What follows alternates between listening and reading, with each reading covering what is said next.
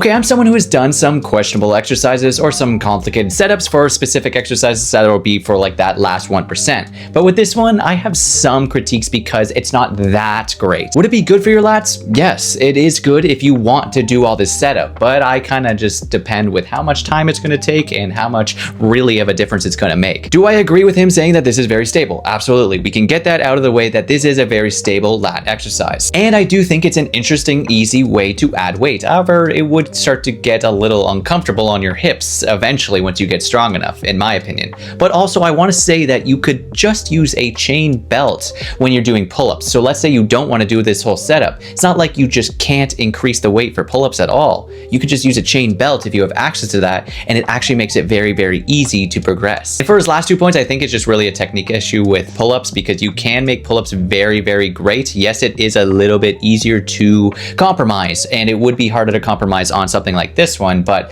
I don't really take those points as valid if you can still make pull-ups great with just good technique. But if you wanted to do this, this would be a good lat exercise. But if you don't want all that setup, a pull-up or lat pull-down are both great options for your lats in the frontal plane. And just remember that something is better than nothing, and if you see me on your page, make sure to follow me.